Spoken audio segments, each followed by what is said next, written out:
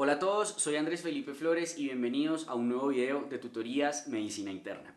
El día de hoy, dentro de nuestra serie de videos de geriatría, vamos a hablar acerca de disfagia, un tema muy importante a conocer y que no solo es concerniente a la población geriátrica, sino a toda la población en general. Vamos a hacer una revisión de todo lo que es el estudio de la disfagia, tanto orofaringia como esofágica. Recuerden que si quieren apoyar este tipo de contenido, pueden suscribirse, dejar un like y darle a la campanita. Los invito a seguirme en mi Instagram, @andresf.med, por donde estoy compartiendo con ustedes muchísimas cosas académicas como tips de estudio, casos clínicos, entre muchas otras cosas. Así que, no siendo más, vamos adelante con el video. Vamos a hablar entonces de disfagia, si bien un poco enfocado inicialmente a la parte geriátrica, porque la disfagia orofaringia principalmente es un síndrome geriátrico, vamos a hablar también de disfagia esofágica y abordaje de disfagia en general en el paciente adulto. Términos importantes a conocer en cuenta: la disfagia como tal la definimos como la sensación subjetiva, es un síntoma de dificultad o de anormalidades al tragar, al deglutir. Diferente a lo que es la oinofagia, en donde hablamos de dolor como tal al deglutir. Y diferente a lo que es el globus y la sensación de globus. Sensación de globus es sensación de cuerpo extraño u opresión en la región faringia, y globus es la sensación persistente o intermitente de un bolo cuerpo extraño en la garganta, pero lo más importante de esto es que es incluso sin estar comiendo o sin estar tragando. Como no siempre se da cuando el paciente está deglutiendo, no es exclusivo a cuando el paciente está deglutiendo, no es disfagia. La disfagia sí o sí está relacionada únicamente con el deglutir, con el tragar. ¿Listo? Entonces, hablemos de la fisiología inicialmente de la deglución. Cuando uno deglute, cuando uno come e ingiere alimentos, tiene tres fases. Una fase oral preparatoria, en donde se da la masticación y la preparación del bolo alimenticio, en donde va a dar un papel vital del adecuado funcionamiento de la lengua. Y esta fase va a ser 100% voluntaria. Posteriormente tenemos la fase faríngea, que es el paso desde la boca hacia el esófago, en donde discurre la comida a través de la faringe. Y aquí va a ser de gran importancia el adecuado funcionamiento de los músculos constrictores de la faringe para hacer ese traslado, por así decirlo, del bolo alimenticio de la boca al esófago.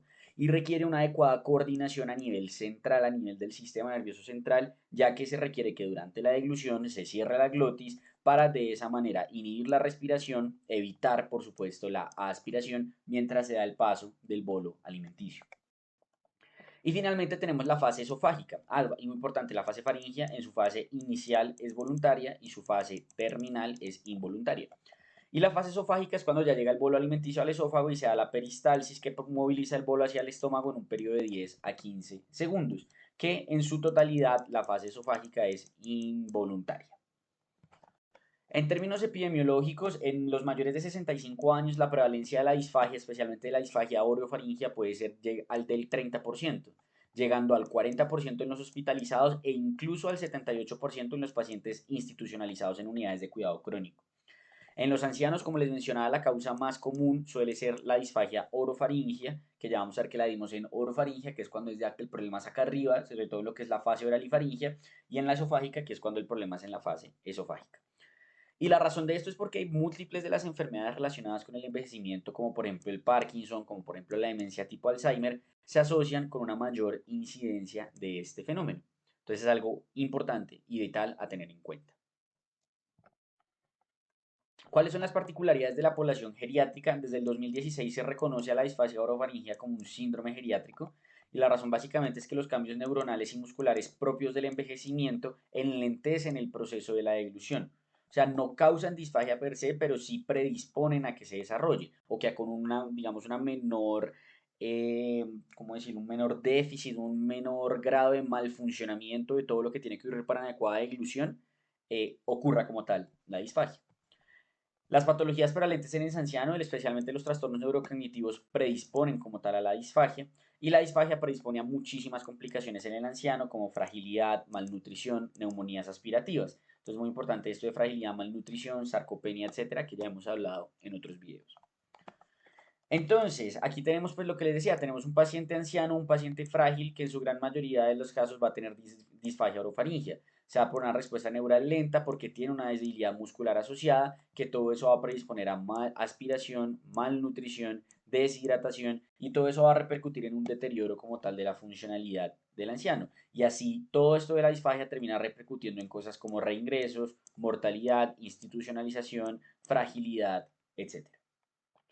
Los factores de riesgo, entonces, hablando inicialmente de disfagia orofaringia, posteriormente hablaremos de la esofágica, son la edad avanzada, la baja capacidad funcional, las enfermedades neurodegenerativas, medicamentos depresores del sistema nervioso central. Entonces, la disfagia orofaringia, como les dije, se da un problema en la fase oral y un problema en la fase faringia. En la fase oral, los problemas que podemos tener son, en primer lugar, una pobre dentición que evita una adecuada preparación del bolo alimenticio, hiposalivación por patologías como el Sjögren o por medicamentos anticolinérgicos, afección neural como tal por el ACE o por el Parkinson que alteren el adecuado control de la lengua que mencionamos que era vital para esa adecuada preparación y movilización del bolo alimenticio, disrupción de la mucosa orofaringea por mucositis, aftas que por ejemplo pueden estar en relación con tratamientos antineoplásicos en los ancianos, herpes, traumas, entre otras. Y por su parte, la alteración en la fase faringea puede ser una afección neurológica, sea por alteración del sistema nervioso central, ACV, motoneurona superior, etc., o el sistema nervioso periférico, miastenia gravis, patologías desmielinizantes, entre otras. Pero también puede haber afección muscular por distrofias, de por sí recordemos la mioesteatosis en los ancianos, la acumulación de grasa en los músculos. Alteraciones como tal del esfínter esofágico, aquí está mal con ustedes, qué pena, superior, que generan una pobre relajación del mismo, que esto está muy relacionado, por ejemplo, con el Parkinson, con una disfunción cricofaringea primaria y algo que se conoce como la barra cricofaringea, que es precisamente la inadecuada relajación del esfínter superior. Pero ahí siempre tener en cuenta el Parkinson. El divertículo de Senker, ¿cierto? Que es esta protrusión, este divertículo que se da en la cara posterior del esófago, o el divertículo de Killian-Jamison, que es anterolateral, aunque es muy raro. El común es el de Senker. Y obstrucciones por malignidad a nivel orofaringio, por anillos o por mallas, que también pueden estar incluyendo ahí. Además, también puede haber compresión extrínseca por masas, puede haber compresión extrínseca por osteofitos cervicales que se han descrito como causas de disfagia o por supuesto de disfagia orofaringea. Aquí tenemos el divertículo de Senker, como les decía, es una protrusión distal y lo que ocurre es que pues básicamente la comida se acumula acá y eso genera dificultad o molestia para tragar. El paciente como acumula comida acá, esto huele mal y produce halitosis, o sea, mal aliento y muchas veces coge y pum, regurgita esta comida, entonces sale comida no digerida en esa regurgitación. Dentro de las causas de la disfagia orofaringia, entonces tenemos causas iatrogénicas, alteraciones de medicamentos. Aquí también, por ejemplo, podríamos incluir lo que es el síndrome de desmielinización osmótica. Tenemos causas infecciosas, mucositis, etc. Tenemos causas metabólicas como el Cushing, tirotoxicosis. Tenemos causas miopáticas, dermatomiositis, miastenia gravis, entre otras. Causas neurológicas y causas estructurales. Aquí tenemos otra forma de irlas, que es de alteración del sistema nervioso central, del sistema nervioso periférico, miógenas o trastornos estructurales. En cuanto a la anamnesis, pues digamos que lo que uno debe hacer cuando se enfrenta a un paciente con una sospecha de una disfagia orofaringia es buscar pistas etiológicas. Por ejemplo, si tengo un paciente anciano con tabaquismo, con síntomas constitucionales, con dolor referido a la oreja, porque de pronto me está haciendo, por ejemplo, una otitis media, sea unilateral o bilateral, tengo que pensar en cáncer. De por sí, siempre que encuentre una otitis media en un anciano, piensen en cáncer que está obstruyendo la salida de la trompa de Eustaquio. Si tiene síntomas Zika, piensen en Sjögren o en medicamentos que generan pues, hiposalivación, hipoxalorrea, ¿cierto? Si tiene ronquera y tos débil, piensen en parálisis de cuerdas vocales. Si tiene alteraciones del habla o disartria, piensen en una alteración muscular. Si se combina todo lo que es ronquera, disfonía y voz nasal, piensen en distrofia muscular. Si tiene halitosis, regurgitación de comidas no digeridas, neumonías a repetición, tos después de comer, piensen en el divertículo de Senker. Si tiene odinofagia, piensen en algo inflamatorio infeccioso o neoplásico, o sea, además de disfagia, odinofagia. Recuerden que la diferencia es que la odinofagia es el dolor. Y si tiene disfagia al terminar la cena, ¿cierto? O sea, él al inicio no tiene nada, pero al final sí se como me está costando tragar. Piensen en, por ejemplo, una patología de miastenia gravis, una patología de placa motora. Al examen físico deben examinar la cavidad oral, deben examinar el cuello y se debe hacer un adecuado examen neurológico, enfocándose principalmente en el adecuado funcionamiento de los pares craneales, porque recuerden que aquí el adecuado funcionamiento de la lengua es algo vital a tener en cuenta. ¿Cómo vamos a hacer el tamizaje? Existen múltiples pruebas que se pueden hacer a la cabecera del paciente, por ejemplo, simplemente observar al paciente comiendo, pero existen muchas otras pruebas, como la prueba de detección de Toronto, como la prueba de eglución de volumen viscosidad, como la prueba de eglución de 3 onzas de agua o la prueba de la tos. La que más se recomienda usualmente es esta, que es el IT-10. El IT-10 básicamente uno lo aplica cuando sospecha que un paciente tiene disfagia. Entonces uno le dice, por ejemplo, mi problema para tragar me ha llegado a perder peso, sin problema, es un problema serio. Tragar pastillas supone un esfuerzo extra, ningún problema, es un problema serio. Tragar líquidos para tragar interfiere con mi capacidad de comer fuera de casa. Tragar sólidos, tragar es doloroso. El placer de comer se ha afectado por mi incapacidad para tragar. Cuando trago la comida se pega a la garganta. Tragar es estresante y toso cuando como. Y si el paciente tiene 3 o más, eso sugiere disfagia y por ende hay que estudiarla. Esta es la prueba de volumen viscosidad, que básicamente lo que se hace es valorar diferentes tipos de composiciones y valorar diferentes volúmenes de la misma composición, y dependiendo de eso determinar en dónde está realmente el problema de la disfagia para valorarlo y hacer un adecuado abordaje diagnóstico. Entonces, para hacer un abordaje diagnóstico, si yo tengo la sospecha, si yo si una disfagia la tengo que confirmar o le tengo que hacer algún tipo de estudio imagenológico para determinar qué es lo que está pasando ahí. Tengo la opción de la biofluoroscopia con cinedeglución, tengo la opción de la laringoscopia nasofaringea, tengo la opción de la valoración endoscópica por fibra óptica de la deglución y tengo la opción de la manometría del esfínter esofágico superior, que si bien esta manometría la van a escuchar mucho, sobre todo en disfagia esofágica, en la disfagia orofaringea realmente no suele modificar en nada el manejo. Entonces, usualmente las dos más utilizadas son la biofluoroscopia con cinedeglución y la valoración por endoscopia por fibra óptica de la deglución. Entonces, ¿cómo lo voy a hacer? Si yo tengo un paciente con una sospecha de afección neuromuscular, usualmente le realizo biofluoroscopia y considero hacerle la manometría. Pero lo importante aquí es sí o sí la biofluoroscopia. Mientras que si el paciente no tiene una evidencia de afección sistémica, no tengo una sospecha clara de una alteración neuromuscular, le voy a realizar una nasoendoscopia, sí, como una valoración endoscópica de fibra óptica de la deglución, y posteriormente, si con esto no es suficiente, le valoro la biofluoroscopia y la manometría. Entonces, en la biofluoroscopia, digamos que es la técnica que más se suele usar en los ancianos, que lo que es básicamente es un video con una radiografía de un contraste y se valora la deglución. Y el beneficio que tiene es que pues uno puede adelantar y devolver y ver por fotogramas y todo pues cómo se está dando la deglución para definir en dónde hay un problema. Las principales alteraciones que se suelen evidenciar en los ancianos son la falla del sellado labial, la incapacidad de formar el bolo, que haya residuo faríngeo y la modificación del sello glosopalatino que es necesario para la deglución. Y aquí es muy importante tener en cuenta que en la biofluoroscopia yo puedo valorar si hay o no alteraciones en la vía aérea, en donde hay que diferenciar un término que es la penetración y otro que es la aspiración. La penetración de la vía aérea es que entra contraste al vestíbulo faríngeo, pero no traspasa las cuerdas vocales y por ende no llega a la vía respiratoria, no llega como tal a los pulmones. Diferente a la aspiración en donde sí llega a los pulmones. Ahora, la evaluación endoscópica por fibra óptica de deglución, digamos que inicialmente lo que hace es que uno entra, hace una, digamos, una nasofibrolaringoscopia y lo que hace es valorar la anatomía de los elementos involucrados en la deglución. Entonces mira las cuerdas vocales, mira cómo está toda la parte muscular, etc.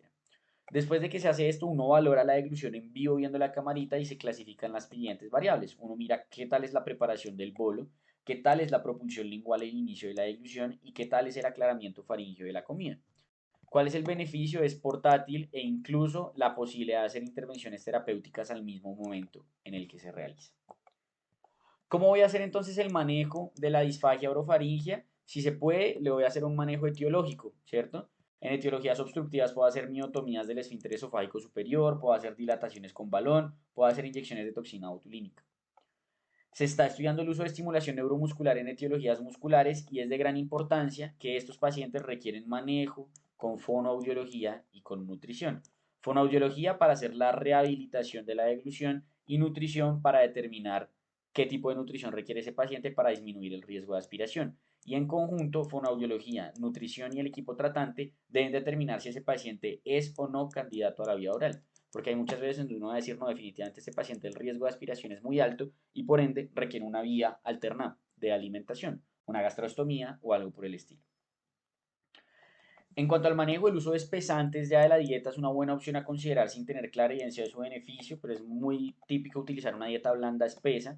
Eh, las maniobras como estrategias posturales y las praxias son de gran utilidad, por ejemplo, enseñarle al paciente y al familiar cómo comer. Entonces, siempre que coman en una posición de 90 grados, inclinar la cabeza hacia el lado afectado de la laringe y cosas por el estilo.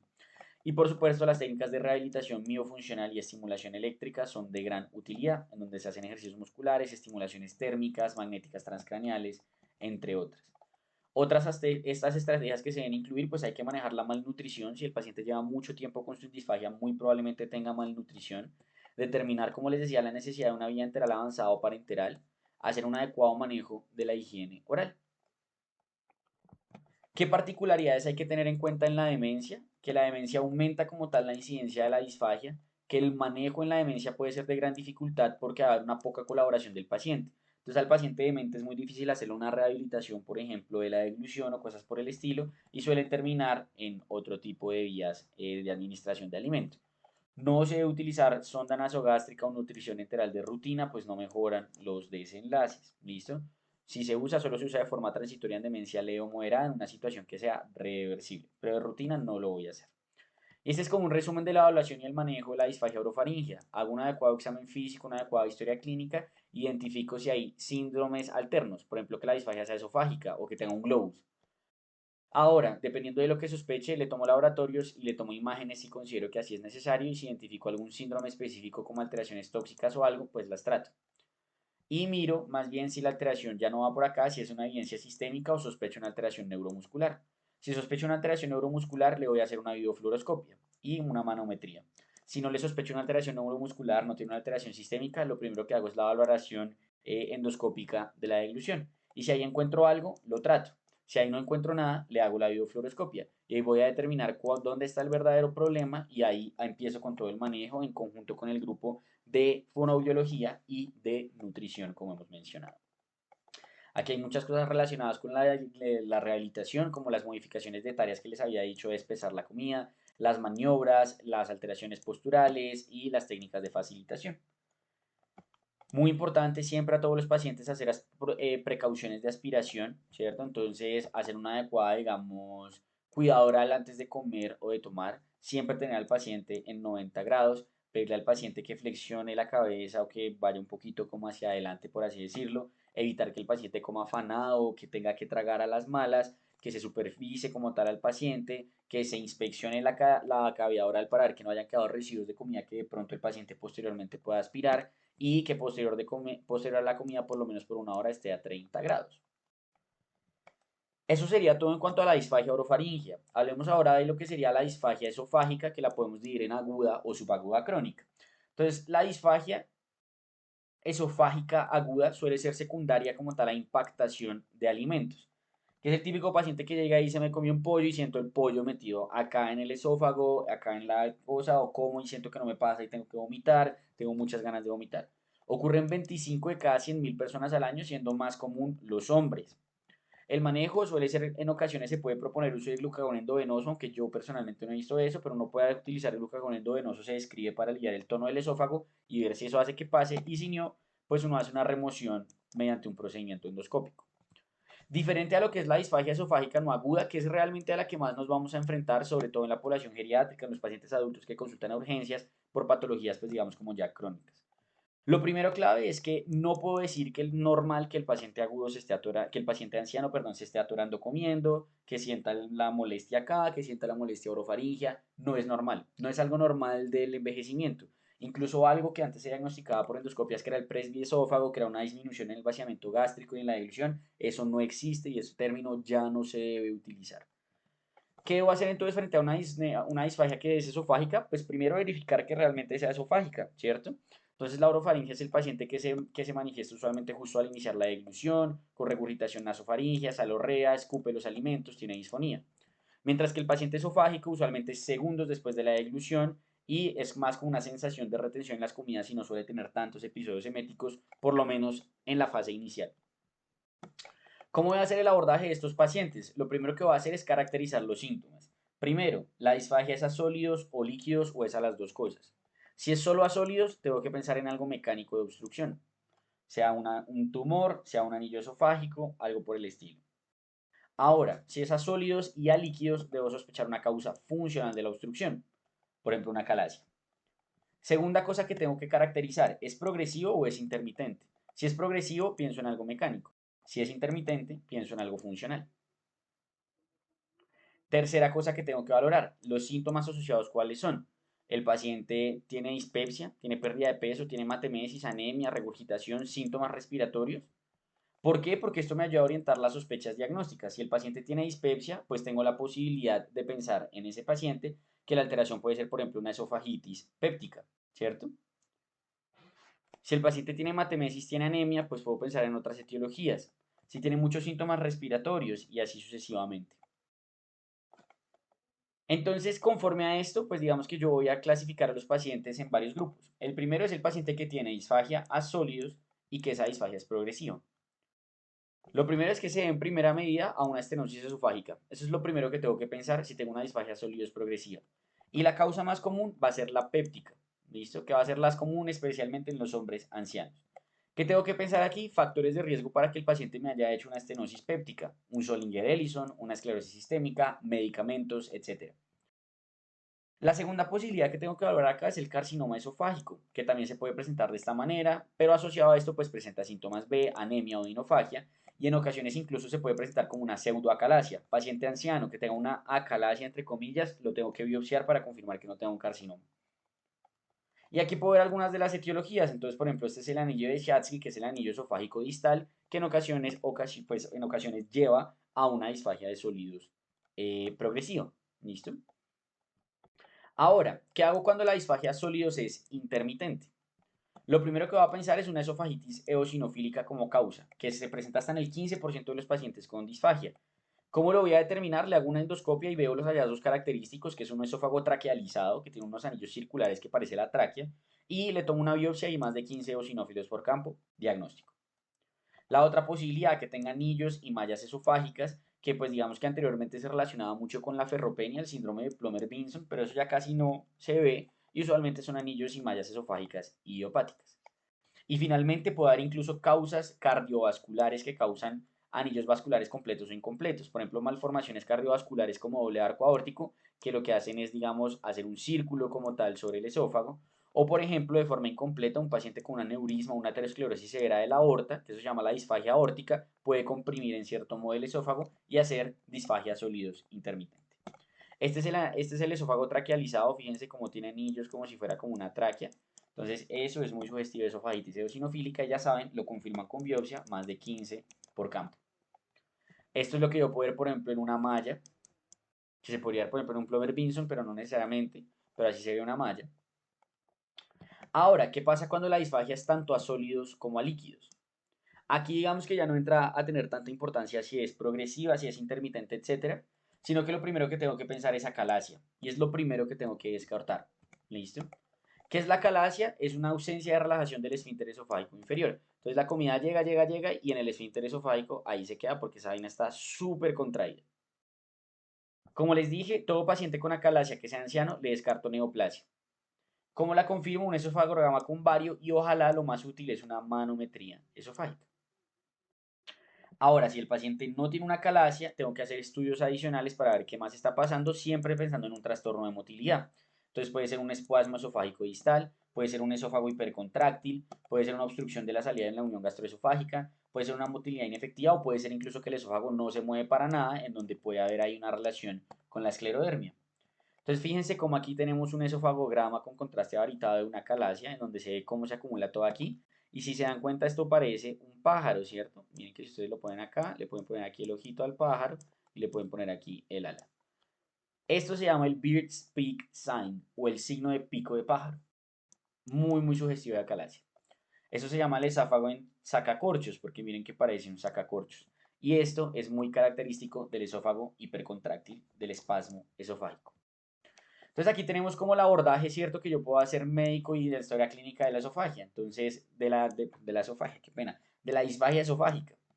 Entonces, primero con historia médica valoro uno que no tenga sospecha de orofaringia y si es orofaringia, hacemos el abordaje que ya explicamos. Ahora, si la parte ya es muy sugestiva esofágica, entonces miro si es a sólidos y líquidos o solo líquidos. Si es solo a sólidos, entonces pienso en obstrucción mecánica y digo, ¿es progresiva o es intermitente? Si es progresiva, pienso en estenosis esofágica o en cáncer o algo por el estilo, o una estenosis péptica. Y si es no progresiva, usualmente pienso en otras cosas como anillos esofágicos, esofagitis eosinofílica, entre otras. Ahora, si es a sólidos y a líquidos o solo a líquidos, voy a pensar en alteraciones de la motilidad, alteraciones funcionales. Puedo considerar si es intermitente o progresiva o no, pero como les dije, lo primero que va a descartar es acalasia y posteriormente mediante la manometría llego a los demás diagnósticos.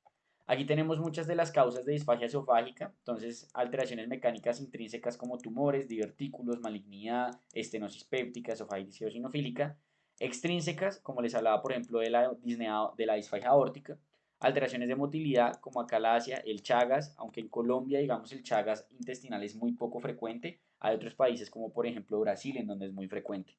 Desórdenes de motilidad primaria o secundaria, entonces siempre pensar aquí por ejemplo esclerodermia y alteraciones funcionales. ¿Qué es eso de disfagia funcional? La disfagia funcional se define como la disfagia, eh, o más bien la presencia en los últimos 3 meses de síntomas, al menos una vez a la semana, y que los síntomas hayan empezado hace 6 meses, típico enunciado de criterios de Roma, que el paciente haya tenido disfagia, ausencia de causa estructural, ausencia de enfermedad de reflujo gastroesofágico, esofagitis eosinofílica y ausencia de trastornos de motilidad. Es decir, que él mantenga disfagia y no le haya encontrado nada y lleve 3 meses con eso, por lo menos una vez a la semana. Eso es una disfagia funcional.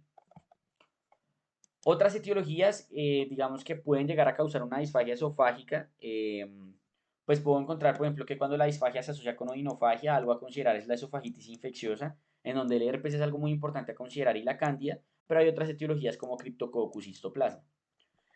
Otro, la esofagitis medicamentosa, si el paciente tiene consumo de tetraciclinas, clindamicina, aspirina, AINES y muy importante los bifosfonatos en el anciano, considerar la esofagitis medicamentosa. El Crohn esofágico y la esofagitis erosiva. Ahora, si el paciente tiene una esofagitis linfocítica en la biopsia, eso es un diagnóstico histopatológico que no se tiene claro si es una entidad clínica como tal, pero pues digamos que lo pueden ahí decir si ven muchos linfos en la biopsia. Y siempre considerar también el síndrome de Sjögren. ¿Cómo hacen entonces la aproximación diagnóstica ya después de que yo hago esta clasificación en sólido intermitente, etcétera, y lo que sospecho?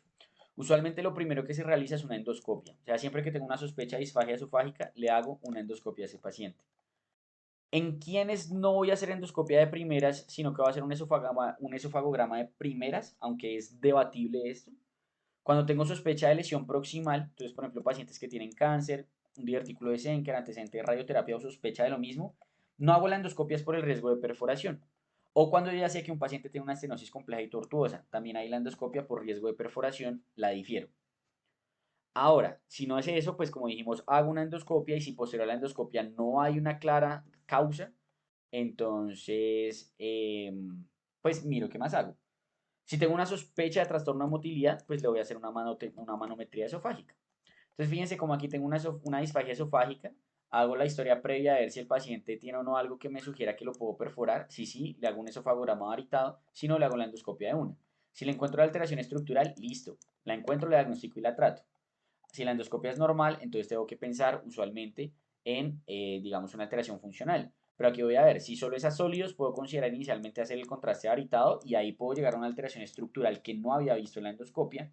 Y si es normal, hago la manometría. Pero si de entrada sospecho que es funcional, hago la manometría y aquí hago el diagnóstico de esofagia o algo de acalasia o algo por el estilo. Y si es normal, pues llego al diagnóstico de la disfagia funcional, ¿cierto? Eso sería todo entonces lo que tenía para comentarles en cuanto a esto que es el abordaje diagnóstico de la disfagia. Espero que les haya gustado. Cualquier duda que tengan, déjenla en los comentarios. Trataré de responderla lo más pronto posible. Y pues nos vemos en una próxima ocasión.